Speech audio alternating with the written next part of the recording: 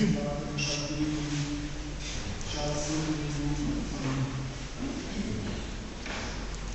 credincioși, mi se pune Sfânta Evanghelie de astăzi înainte o dramă și o tragedie.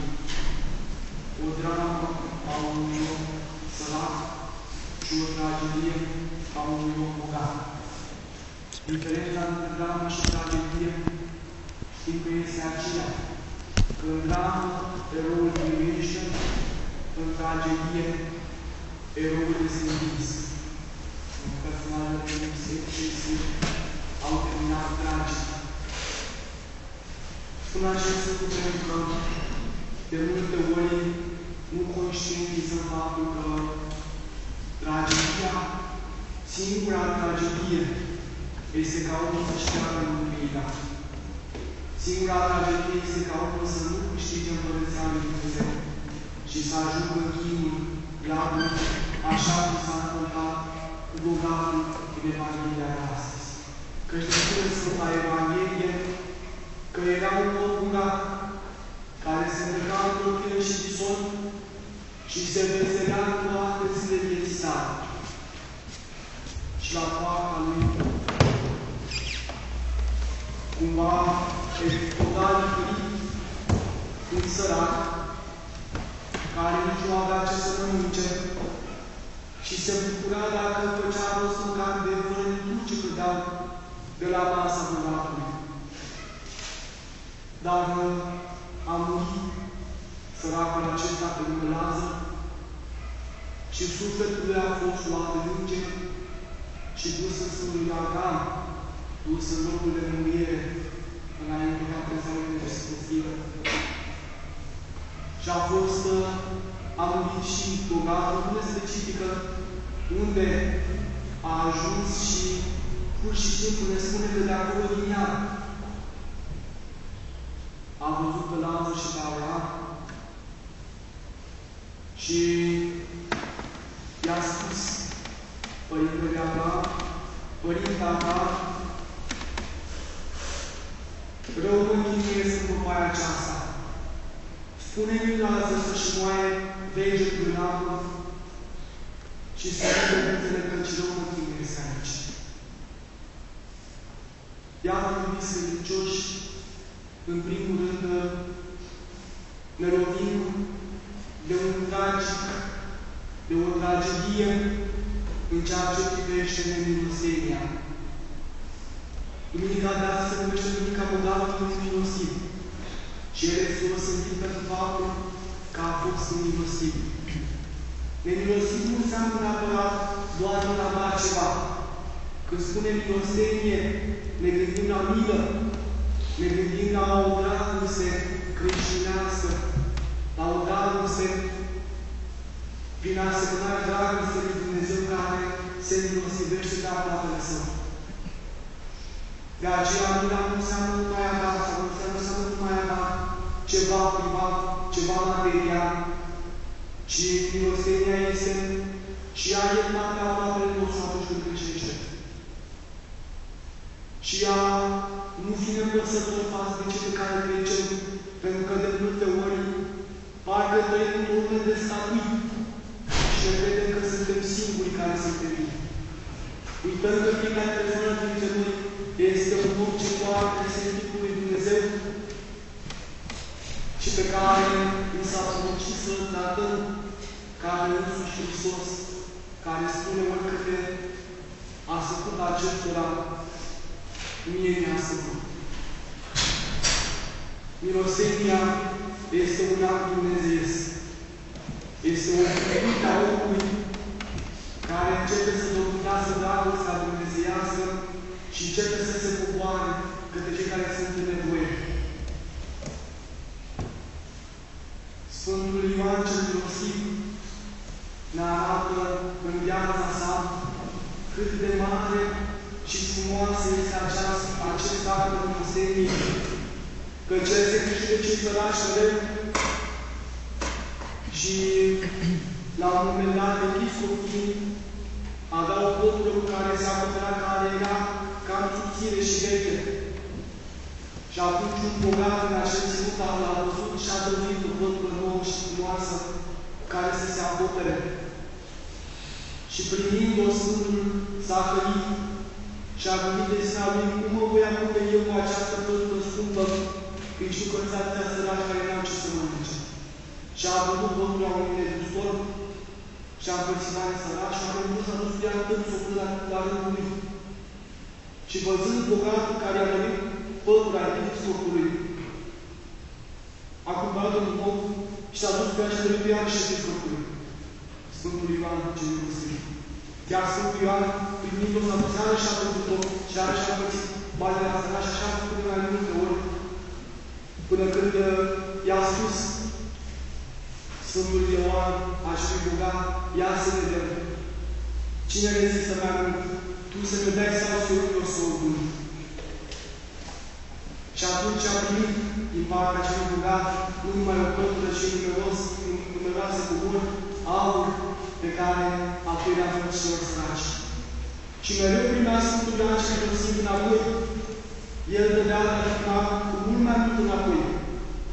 Așa s-a întâmplat că odată a primit de la cineva o sumă de bani și când a calculat cu mii și a făcut de la căci parcă trebuia să-i dea mai mult înapoi, ca să fie așa cum s-o obișnuise el ca dat la Dumnezeu. Și a întrebat, dar de ce a dat suma asta? Și a răspuns femeia care dorea să dea bani, pentru că atunci când am scris cetul acesta care vreau să vă dau, ceva m-a îndemnat să nu scriu suma la care m-am gândit prima dată, ci să scriu o sumă mai mică. Și atunci când rândă ucenicii săi, Sfântul Ioan, a observat sau a aflat, mai bine zis, că aceștia nu împărțiseră toți banii pe care ei dăduse și în parte îi opriseră pentru ei. Și atunci, suma pe care o primise Sfântul Ioan înapoi era un îndoit a ceea ce au dat aceia ca milostenie. Mai mult, la un moment dat, văzând milostenia Sfântului Ioan, Dumnezeu îi trimite glas din cel care spune: ia să vedem oare care este mai milostiv, tu sau eu? Că el ne dea, Dumnezeu ne dea înapoi. Și tot așa, iată că Sfântul Ioan avea corăbii de aur pe care urma să le facă celor săraci. Milostenia, așadar, spun Sfinții Părinți, este a-L înfrumuta pe Dumnezeu. Coincide cu a-L înfrumuta pe Dumnezeu. Și cel lucru mare este acesta. Ce nu dorim oare să avem un Dumnezeu ca drept judecător sau să ne fie dator? Nu celor pe care El ne-a creat. Dumnezeu nu ne-a așadar dator niciodată. Și iată, înmulțește și lumea aceasta și dăruiește omului și bucuria cea veșnică. Căci dacă nu îi stăpește neapărat mereu cu ceea ce a dat, îi răstăpește ori în bucurie, ori în pace sfântească, ori în cea mai mare bogăție a omului, în harul dumnezeiesc pe care Dumnezeu îl poate da nouă celor care suntem creștini. Așadar, milostenia este cea pe care dragul de astăzi nu a avut-o ca virtute. Nu a avut dragostea aceea, pentru că spune la un moment dat Sfinții Părinți că iadul este neputința omului de a iubi. Și spune Dostoevski foarte frumos că de aceea bogatul de astăzi era însetat de dragostea lui Dumnezeu. Era însetat de dragoste, vrea așa să iubească acolo, în neamul acela unde flăcările iubirii de sine, unde flăcările invidiei, unde chiul acela îl amuza, vrea și el să mai simtă pusă iubire, dar nu avea, nu putea să simtă, că cealaltă este neputința omului de a mai iubi. Omul de a nu poate să mai iubească, este însetat, dar nu mai are de unde să se adapte, căci harul lui Dumnezeu s-a luat la el. Și astfel iată chiar a spus Avram că tu ți-ai luat ce de bune în viața ta, iar Lazar a și iurea și a luat pe cele rele. Acum tu te chipii, iar el se mângâie. Am putea înțelege că bogatul este iar pentru faptul că a fost bogat și a avut lucruri bune în viață. am putea înțelege că Lazar a ajuns în ziua Abraham pentru că a fost sărac și nu a avut și el viața altă lucru. Dar nu este așa, nu asta vrea să spună Abraham, ci vrea să spună că tu acum ale tale în viața ta nu ai avut grijă să aibă și Lazar câte ceva. Lui Bel ai lăsat să aibă doar durere, să aibă doar câini care veneau și duceau rănile, să aibă doar suferință. Fapt pentru care acum iată că o sădești creșterea dragoste. Și mai mult spune Abraham, mai mult decât atât între noi este o prăpastie adâncă. O prăpastie nu în sens fizic, material, ci o prăpastie care stă tocmai în voința bogatului pe care a avut în viață, în alegerea lui de a nu iubi, de a nu fi milostiv. Prăpastia stă tocmai în această dorință și voința lui, că și în sânul lui Abraham, dacă l-ar fi adus pentru el, tot piaderea și acolo, căci nu avea cum să mai iubească. Și atunci se gândește cumva la frații și zice, bogatul de Abraham, trimite părinte Abraham pe Lazar să spună fraților mei ce este aici, ca să nu vină și în locul acesta de chin. Și spune Abraham, are pe Moise și pe proroci să asculte de ei. Are pe Moise și pe proroci nu-i trebuie să învieze morții. Că știa dacă va învia cineva, tot vor crede. Și poate sunt unii care spun că nu este adevărat. Dar oare ne-a înviat Hristos după aceea sub privirile tuturor și s-a făcut cunoscută învierea Lui până astăzi când toți cântăm și strigăm în ziua de Paște Hristos a înviat. Dar cât mai zice care strigă Hristos a înviat, ajung să fie milostiv, ajung să nu fie capturabil milostiv și să-și putrească sufletul. Cât sunt cei care captură harul lui Dumnezeu și dragostea Lui, sunt foarte puțini.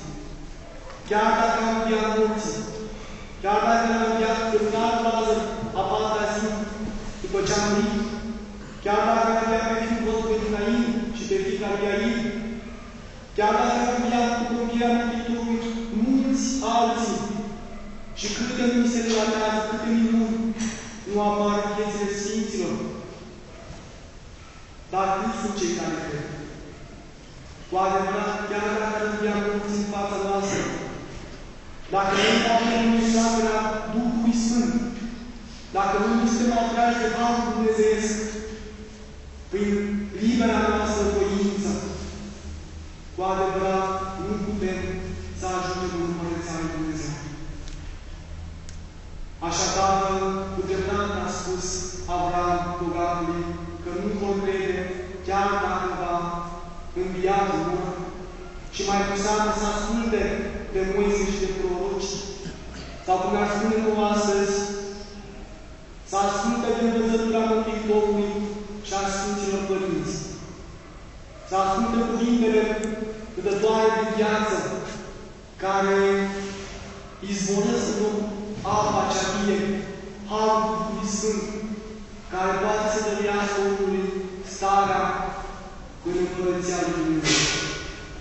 Așadar, iubiți credincioși, luând aminte la tragedia ce s-a petrecut astăzi cu bogatul milostiv, luând aminte la faptul că drama este a oamenilor care suferă lumea aceasta și care apoi dobândesc fericire veșnică, să ne alegem a fi următoarea dragostei dumnezeiești, să alegem a iubi pe aproapele nostru și, Doamne ferește, să nu fie destinare, cum din păcate am auzit chiar în biserică între noi, să se uite strângul la altul și să nu se ierte unul pe altul, să nu se iubească unul pe altul.